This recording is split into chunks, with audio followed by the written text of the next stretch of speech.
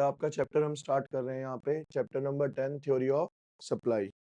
Theory of supply जब आप करोगे तो आपका बेसिकली ये क्या है, थोड़ा सा कह लो कि अपोजिट है किसका, आपका डिमांड का। ठीक है। अब बेसिकली सबसे पहला क्वेश्चन यहाँ पे आता है कि डिफाइन सप्लाई, की सप्लाई किसे कहा जाता है। देखो सप्लाई का मतलब क्या होता है, इसके ना अलग अलग तरीके से अलग अलग मतलब आते हैं। सप्लाई उसे भी कहते हैं कि जो फैक्ट्री के अंदर प्रोड्यूसर प्रोड्यूस करता है उसे भी सप्लाई कहा जाता है, जो दुकानदार बेचता है उसको भी क्या कहा जाता है, सप्लाई कहा जाता है। अब आपने सुना होगा कि इस एरिया में इलेक्ट्रिसिटी की सप्लाई हो रही है, तो यानी वो बीएसईएस जो इलेक्ट्रिसिटी जनरेट करके आपको दे रहा है वो भी क्या कर रहा है, एक तरीके से इलेक्ट्रिसिटी की सप्लाई कर रहा है। कई बार अमूल का दूध नहीं आता तो क्या बोलेगा दुकानदार कि आज अमूल की सप्लाई नहीं हुई, यानी कि अमूल वाले ने दूध नहीं भेजा। ठीक है, तो सिर्फ बनाने का मतलब ही सप्लाई नहीं होता, सामान को एक दूसरी जगह पे बेचना, ये सब कुछ किसके अंदर आता है, आपका सप्लाई का ही पार्ट है। अब यहाँ लिखा गया था generally supply refers to a sale made by a seller. आमतौर पे सप्लाई का मतलब होता है कि सेलर के द्वारा जब चीजें बेची जाती हैं वो क्या कहलाती है, supply. According to Hicks, supply refers to several quantities of a commodity offered for the sale by a seller at a several price for a given period of time. एक निश्चित समय पे अलग-अलग कीमतों पे जो अलग-अलग चीजें बेची जाती हैं वो क्या कहलाती है बेटा, सप्लाई कहलाती है। अब यहाँ पे देखो सीधी सी बात है, आपको एक चीज पहले क्लियर कर दूं। जब हमने बेटा चैप्टर पढ़ा था थ्योरी ऑफ डिमांड, तो मैंने कहा था कि आपको वो पूरा चैप्टर क्या पढ़ के पढ़ना है, कंज्यूमर। अब ये वाला चैप्टर जब आप पढ़ोगे तो आपको क्या बन के पढ़ना है, ये दुकानदार। आपको दुकानदार के अकॉर्डिंगली सोचना है कि दुकानदार कैसे बिहेव करेगा जब ये चीजें होंगी। तो अब देखो सीधी सी बात, इसको ना टेबल को आगे देखेंगे लॉ ऑफ सप्लाई के अंदर। सप्लाई समझ आ गया सबको। ये क्या है बेटा, आप define quantity supplied. Same definition है बिल्कुल डिमांड की तरह। कहता है it refers to a specific quantity of a good supplied at a specific price. एक निश्चित समय पे और एक निश्चित कीमत पे जितनी क्वांटिटी बेची जाती है। एक एग्जांपल देता हूँ। बेसिकली क्या हुआ कि पेप्सी है, ठीक है, आपने देखे होंगे जो उसकी बॉटल्स आती हैं, बहुत बड़ा एक कंटेनर टाइप होता है, ट्रक टाइप होता है। एक गोडाउन से 2000 पेप्सी की बोतलें निकली, तो हम बोलेंगे कि वो क्या करी है, उसने सप्लाई करी है। अब क्या 2000 बोतलें एक दुकानदार उतरवा रहा है? नहीं, वो एक एक्स दुकान पे उतरती है, वो कहता है भैया मुझे 50 बॉटल दे दो। तो वहाँ पे पर्टिकुलर सप्लाई कितनी करी उसने, 50 बॉटल की। एक दुकान पे गया, वो कहता है जी 20 बॉटल दे दो। तो जो सप्लाई में से एक पर्टिकुलर क्वांटिटी दी जाती है वो क्या कहलाती है, आपकी क्वांटिटी सप्लाइड कहलाती है। क्लियर है? फिर आता है स्टॉक क्या होता है। It refers to that quantity of a commodity which has been produced by a producer but not offered for a sale in the market. देखो क्या होता है बेटा कि आपने ना कुछ लैंग्वेज सुनी होंगी डेली लाइफ में, सुनो। एक क्या होता है, मैन्युफैक्चरर होता है। उसके बाद आगे क्या होते हैं, सारे डिस्ट्रीब्यूटर्स होते हैं। डिस्ट्रीब्यूटर भी बड़े अलग-अलग लेवल पे होते हैं। जैसे क्या होगा, नॉर्थ का डिस्ट्रीब्यूटर अलग है, फिर उसके नीचे सब डिस्ट्रीब्यूटर होंगे, उसके नीचे फिर क्या आते हैं, रिटेलर्स आते हैं। अब क्या हुआ कि एक फैक्ट्री के अंदर मान लो 1 लाख बॉटल्स बनाई गई पेप्सी की, उसमें से अभी सिर्फ उन्होंने 20,000 बॉटल बाहर निकाली मार्केट के अंदर। तो उनका स्टॉक कितनी बॉटल का पड़ा हुआ है अभी, 80,000। यानी ऐसा सामान जो कि फैक्ट्री ओनर बना चुका है लेकिन अभी तक उसने बाहर मार्केट में बेचने के लिए ऑफर। ठीक है, आपने सुना होगा ना, हाँ भाई आपके पास कितना स्टॉक अवेलेबल है, इतना अवेलेबल है, वरना अभी आ जाते हैं रिसेंट के ऊपर। पुष्पा 2, ठीक है, क्या था, कितनी चाहिए थी लकड़ी, बोले गए 2000 टन। देखो ये चीजें याद रहती है ना हमें। तो उसे 2000 टन का क्या करना था, स्टॉक इकट्ठा करना था बेसिकली अपना। ठीक है, वो बनाता और उसके बाद क्या करता बेटा, मार्केट में उसको सेल करता। तो बेसिकली कहने का मतलब ये होता है कि जो सप्लायर ने प्रोड्यूस किया लेकिन मार्केट में अभी तक बेचा नहीं है, जो उसके पास पड़ा है वो सारा क्या कहलाता है, उसका स्टॉक कहलाता है। ठीक है। अब शॉर्ट में आप कह सकते हो, in other words it is that part of a production which is still to be offered for a sale in the market. हम शॉर्ट में ये कह सकते हैं टोटल सप्लाई का वो पार्ट जो अभी तक मार्केट में बेचे जाने के लिए निकला नहीं है। ठीक है। इसके बाद आता है explain the determinants of supply, explain the factor affecting supply, explain the factor influencing the supply of a commodity. तीनों का मतलब शॉर्ट में ये है कि ऐसे फैक्टर्स बताइए जिससे कि हमारी सप्लाई के ऊपर इफेक्ट पड़ेगा, यानी या बढ़ेगी या फिर वो क्या होगी बेटा, घटेगी। सॉरी। अब पहला आता है बेटा प्राइस ऑफ अ कमोडिटी। देखो सीधा सा लॉजिक है, higher the price of a goods more will be the supply of a good and vice versa. दुकानदार के हिसाब से अगर आप सोचोगे बेटा, जितनी किसी चीज की ज्यादा कीमत होगी वो उसे उतना ज्यादा बेचेगा, और जिसकी कीमत जितनी कम होगी वो उसको क्या करेगा बेटा, उतना ही कम बेचेगा। In other words, seller will supply more at a higher price and less at a lower price. ऐसा इसलिए क्योंकि ज्यादा कीमत पे बेचने में उसे प्रॉफिट भी क्या मिलेगा, कम कीमत पे बेचेगा तो प्रॉफिट क्या मिलेगा बेटा उसको। फिर आता है टेक्निक ऑफ प्रोडक्शन। देखो बच्चे, दो तरीके की टेक्निक ऑफ प्रोडक्शन होती है, एक होती है लेबर इंटेंसिव और एक होती है लेबर इंटेंसिव टेक्निक। वो होती है जिसमें सारी चीजें आप कैसे बनाते हो, भाई हैंड बनाते हो, मशीन्स का यूज नहीं होता, ठीक है, लेबर का इस्तेमाल ज्यादा होता है। एक होती है कैपिटल इंटेंसिव। कैपिटल इंटेंसिव वो होती है जिसमें मशीनों का इस्तेमाल ज्यादा होता है और लेबर का इस्तेमाल। Better the technique of production, lower will be the cost. बहुत ध्यान से समझना, हैंडमेड चीजों के प्राइस ज्यादा लगते हैं या मशीन मेड गुड्स के प्राइस ज्यादा आते हैं। ठीक है, क्यों? क्योंकि सर बनाने में टाइम ज्यादा लगेगा, कॉस्ट ज्यादा आएगी। ठीक है, तो यहाँ से आपको ये टॉपिक क्लियर हो जाएगा। आप कहता है better the technique of production, lower will be the cost. अगर मैं मशीन से सामान बनाता हूँ अच्छी टेक्नोलॉजी यूज करके, तो कॉस्ट क्या आएगी मेरी, कम। And higher will be the production, production क्या होगा मेरा, उतना ही ज्यादा। And supply and vice versa. और अगर मैं अच्छी टेक्निक यूज नहीं करूंगा तो प्रोडक्शन कम होगा, कॉस्ट ज्यादा आएगी। In other words, a modern or a capital intensive technique of production at a lower cost and thus more supply. अगर मैं मॉडर्न टेक्नोलॉजी का यूज करूंगा तो क्या होगी, सप्लाई। ठीक है। On the other hand, a traditional or a labor-intensive technique of production causes a lower production and thus lower supply. अभी देखो टेक्निक की बात करते हुए, कल मैं देख रहा था कि चाइना, शायद चाइना था पता नहीं जापान, दोनों में से एक कंट्री है जो वर्ल्ड की सबसे तेज इंटरनेट वाली कंट्री बनी है। उसके अंदर पता नहीं कितनी बता रहे थे बेटा, लगभग शायद 200 कुछ या 300 कुछ टीबीएस, टीबी पर सेकंड की स्पीड, टीबी, एमबी नहीं, टीबी पर सेकंड की स्पीड है। तो मतलब बहुत ही हाईली एडवांस हो रहा है। लेकिन अगर इसको सोचोगे तो इसके बेनिफिट्स हो रहे हैं, क्या हो रहा है बताइए, बेनिफिट्स हैं इसके, लॉस क्या है इसका। बिल्कुल, देखो सबसे पहले तो होता है रेडिएशन। आपने भी अभी नोटिस किया होगा रिसेंट के अंदर, जब हमारे इंडिया के अंदर भी 5G आया था ना बेटा, तो 5G आने के बाद कुछ दिक्कतें आपके घर में भी फेस हुई होंगी। इलेक्ट्रिक काइनेटिक एनर्जी प्रोड्यूस हुई घरों के अंदर, टच करते थे किसी चीज को या पर्सन टू पर्सन भी टच होता था तो एकदम करंट सा आता है। वो सोचने वाली बात क्या है, उस टाइम गवर्नमेंट ने भी ये निकाला था कि जो रेजिडेंशियल एरियाज है वहां से वो सारे के सारे पिलर्स क्या करे थे, उन्होंने हटाए थे, रिमूव करवाए थे, ये जो पोल्स लगे हुए होते हैं। इसकी वजह से काफी लोगों को कैंसर भी हुआ है। ठीक है, तो जितनी ज्यादा ये टेक्नोलॉजी हाई एंड होती चली जाएगी, बीमारियां भी उसके हिसाब से क्या होती जाएंगी, फिर आपकी उतनी ही हाई एंड होती चली जाएंगी। Price of a factor of production, यहाँ पे ना एक एग्जांपल दिया हुआ है, मैंने बहुत ध्यान से सुनना। देखो बेटा, price of factor of production की बात करें तो उसके लिए पहले हमें समझना चाहिए कि फैक्टर ऑफ प्रोडक्शन क्या है। फैक्टर ऑफ प्रोडक्शन होते हैं बेटा चार, लैंड, लेबर, कैपिटल और, ठीक है, इसमें सबसे पहला फैक्टर कौन सा होता है, लैंड। दूसरा कौन सा होता है, लेबर। तीसरा कौन सा होता है, चौथा कौन सा होता है, गलत। भैया इन सबको लगाने के लिए सबसे पहले कौन चाहिए होगा, एंटरप्रेन्योर।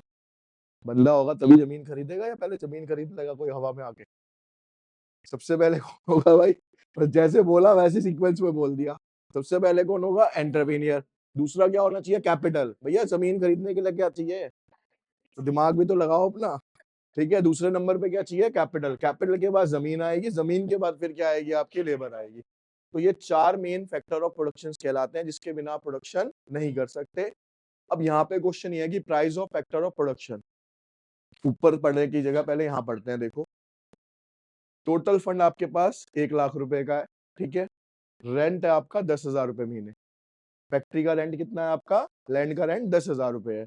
अब आप जब 1 लाख में से 10,000 देते हो तो प्रोडक्शन कितने का कर पाओगे, 90,000 रुपए का। क्लियर हुआ। अब मान लो दो कंडीशन हो सकती है, या तो रेंट बढ़ जाए या रेंट, यानी फैक्टर ऑफ प्रोडक्शन के प्राइस बढ़ जाए या फैक्टर ऑफ प्रोडक्शन के प्राइस क्या हो जाए। अब मान लो बेटा फैक्टर ऑफ प्रोडक्शन के प्राइस क्या होगा, यहाँ बढ़ गए, तो 1 लाख से दो 20,000 हो गया रेंट, तो 20,000 माइनस करके कितना बचेगा। तो अब आप प्रोडक्शन पहले कितने का कर पा रहे थे, अब कितने का कर पा रहे हो। तो क्या समझ आई यहाँ पे, ध्यान से देखना जो मैं बता रहा हूँ, बहुत ध्यान से सुनना। इसका मतलब सर यहाँ पे हमें ये समझ आता है कि अगर हम बात करते हैं यहाँ फैक्टर ऑफ प्रोडक्शन की, तो अगर इसकी प्राइस बढ़ते हैं तो सप्लाई कम हो जाएगी, और अगर इसके प्राइस कम होते हैं तो सप्लाई, इसके अंदर कौन सा लिंक हुआ बेटा, नेगेटिव लिंक हुआ। ठीक है, देखो यहाँ पे क्या हुआ, फैक्टर ऑफ प्रोडक्शन 20,000 हुआ, तो आप प्रोडक्शन कितने का कर पा रहे हो, 80 का। अब मान लो ये 5,000 रह जाए, तो आप कितने का कर पाओगे, तो यानी सप्लाई बढ़ जाएगी। तो अब पढ़ते हैं इसको। कहता है higher the price of factor of production, more can be the production and supply if producer is able to realise the burden of a higher factor prices from the customer. मतलब कह रहा है एक कंडीशन ये आती है कि मान लो फैक्टर ऑफ प्रोडक्शन के प्राइस बढ़ रहे हैं, तभी आप इसके अंदर सप्लाई बढ़ा पाओगे। अगर वो जो प्राइस बढ़ रहे हैं, आप किससे चार्ज कर सकते हो? कस्टमर से चार्ज कर सकते हो। मतलब समझो, मैंने ना अभी आपको रिसेंट में एक एग्जांपल दिया था बेटा, पार्ले जी का बिस्कुट आता था, ठीक है? अब पार्ले जी आज का ब्रांड नहीं है, बहुत पुराना ब्रांड है। मतलब ये बताया जाता है जो उसपे गुड़िया की फोटो है, वो भी लगभग 92 इयर्स की हो गई थी, ठीक है? तो सोचो कितना पुराना ऐड हो गया वो। अब उसके अंदर ये समझाया जाता है कि उसे ये पता है कि इंडिया की मार्केट किस तरीके की है। पहले ₹5 का बिस्किट का पैकेट आता था, तो लगभग उसमें 15 बिस्किट आते थे। फिर वो 10 रह गए। अब वो कितने रह गए? सिर्फ 6 या 7 रह गए। तो उन्होंने क्या करा? उन्हें पता है भैया प्राइसिंग चेंज करूँगा, तो भैया कस्टमर जाएगा। सबको आदत पड़ी है कि ₹5 का। आप दुकान पे क्या बोलते हो? नॉर्मली सुनना कभी, इन चीज़ों को ना नोटिस करने वाली। दुकान पे पार्ले जी के साथ हमेशा ये ज़रूर बोला जाता है, ₹5 वाला पार्ले जी देना, है ना? क्या है उसके साथ टैगलाइन ऐड हुई हुई है कि ₹5 वाला पार्ले जी दे दो। तो अब कस्टमर की नर्वस पता है उन्हें कि भैया ₹5 बोलेगा सबसे पहले आके, तो उन्होंने वो कॉस्टिंग खत्म नहीं करी, उन्होंने क्या कर दी? क्वांटिटी कम कर दी। तो उन्होंने क्या करा बेटा? वो उन्हें पता है कि भैया अब ऐसा सोचो कि जब वो 80 साल पहले बनाता होगा, तो आटे का प्राइस क्या होगा भाई उस टाइम? ₹2 तो बहुत ज़्यादा बोल रहे हो। ₹2 किलो तो 2 किलो देसी घी आता था उस टाइम, ठीक है? मतलब कहने का मतलब क्या है, यानी फैक्टर ऑफ प्रोडक्शन बढ़ा होगा ना भाई, लेकिन वो उससे रियलाइज़ नहीं कर सकता कस्टमर से, तो उसे क्या करना पड़ेगा यहाँ पे क्वांटिटी को। अब कौन इसको रियलाइज़ कर पाता है मैं आपको बताता हूँ। हमेशा ध्यान रखना, कभी भी छोटा-मोटा ब्रांड जो होता है ना, छोटी-मोटी चीज़ें जो बेचता है, ये कभी भी कस्टमर से इन चीज़ों को रियलाइज़। एग्ज़ाम्पल देखो, लेज़ है, ठीक है? आप ₹5 का लेज़ का पैकेट खोल के देखो, 4, 3, ठीक है? अगर पूरे चिप्स की बात करोगे तो इतने ही है, वो टुकड़े होके 7-8 दिखते हैं आपको, हैं वो 3-4 ही। क्यों? उन्हें पता है पहले ज़्यादा आते थे, फिर ₹10 का पैकेट ले लो, ₹20 का पैकेट ले लो, क्या कर रहे हैं ये? क्वांटिटी अंदर कम हो जाती है, क्योंकि बेटा कस्टमर से ना रेट नहीं बढ़ा सकते आज की डेट में। अब कौन रेट बढ़ा सकता है और कौन कस्टमर से चार्ज कर सकता है? एप्पल, कह के चार्ज करता है। सबसे पहले चार्जर हटाने का जो कीड़ा जागा था, डब्बे में से चार्जर गायब किया था, ठीक है? और अलग से बेचा था, वो किसने करा था? एप्पल ने। भला आज आप एप्पल का फ़ोन लेते हो तो घर आके तरस जाओगे उसे चार्ज करने के लिए, पहले ₹2500 खर्चने पड़ते हैं अलग से, ठीक है? तब चार्जर आएगा, तब चार्जिंग होगी। उसकी देखा-देखी सैमसंग ने भी हटा दिया, ठीक है? उसके बाद क्या हुआ? ईयरफ़ोन हटा दिए गए, वरना पहले जब डब्बा आता था फ़ोन का तो उसमें चार्जर, लीड सब कुछ साथ में आता था। सब खत्म कर दिया ना, तो क्या है? लेकिन वो आज भी अपने प्राइस बढ़ा रहा है, वो प्राइस बढ़ाते हुए क्या कर रहा है? कस्टमर से चार्ज, ठीक है? लेकिन ये बहुत बड़े-बड़े बिज़नेस हाउसेज़ हैं। और एग्ज़ाम्पल लो, बीएमडब्ल्यू, ऑडी, ये सब क्या करते हैं भाई? इन्हें पता है कि हमने लेना किससे, अल्टीमेटली जाके कस्टमर से चार्ज करना है। जितनी मर्ज़ी लग्ज़री आइटम्स उसके अंदर लगाते चले जाओ और कस्टमर देगा भी वहाँ पे। क्योंकि उनका जो कस्टमर है ना बेटा, वो क्या होता है, एक अलग लेवल का है।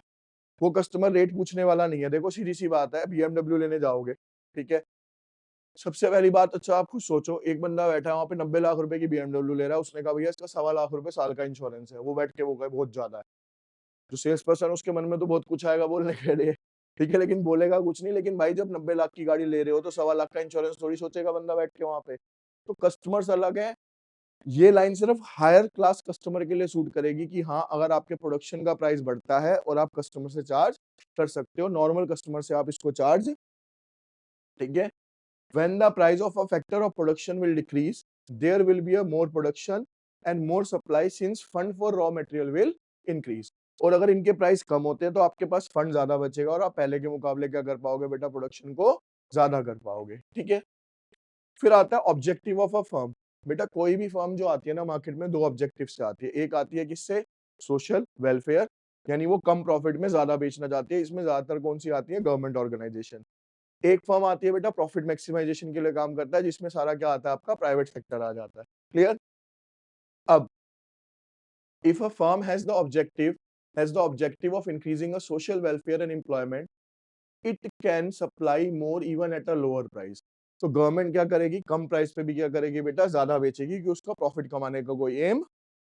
लेकिन whereas a firm having the objective of maximizing its profit will supply more at a higher price and less at a, वो ज्यादा कीमत पे ज्यादा बेचेगी और कम कीमत पे, ठीक है? फिर आता है रेट ऑफ एक्साइज ड्यूटी। पहले समझ लो एक्साइज ड्यूटी क्या है। सेल्स के ऊपर लगती है, it is a kind of a tax.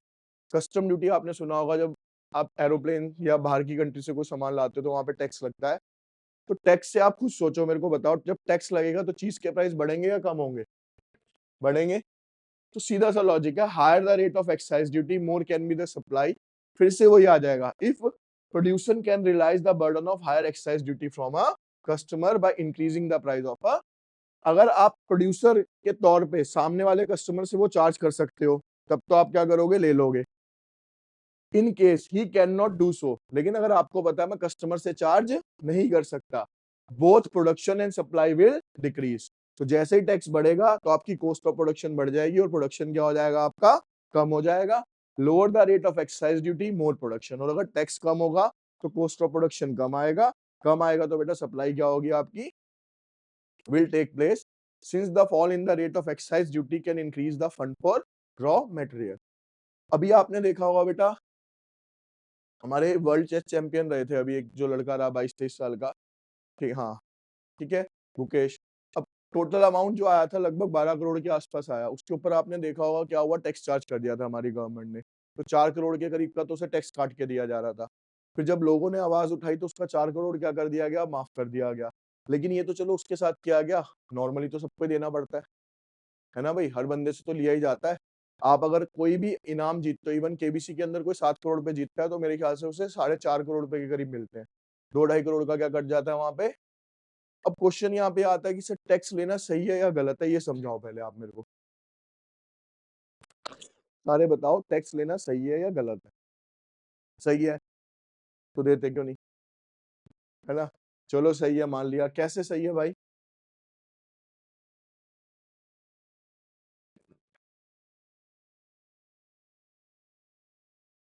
देखिए, प्राइस ऑफ अदर गुड्स में आता है, कहता है producer can produce 2 article by using the same resources available and the price of 1 article is falling, then he will shift his resources from the production of less profitable article to a more profitable article। मतलब समझो, देखो एक producer है, मान लो वो गेहूं भी उगाता है, बाजरा भी उगा रहा है। अब उसे ये दिखता है कि भैया बाजरे में कम प्रॉफिट है, गेहूं में ज्यादा है, तो वो फार्मर क्या करेगा? किस पे शिफ्ट कर लेगा अपने आप को? गेहूं पे शिफ्ट कर लेगा। ठीक है। It is therefore obvious that supply of less profitable will decrease, whereas the supply of more profitable will be, जिसमें प्रॉफिट ज्यादा हो रहा होगा उसकी सप्लाई को बढ़ा दिया जाएगा, जिसका उसकी सप्लाई को। फिर क्वेश्चन आता है बेटा, explain and illustrate the law of supply. ऊपर इसीलिए मैंने आपको टेबल बना किया था। यहाँ पे आता है कि बच्चे की लॉ ऑफ सप्लाई क्या होता है। लॉ ऑफ डिमांड में बताया था मैंने आपको क्या होता है बच्चे, नेगेटिव लिंक होता है प्राइस और डिमांड में।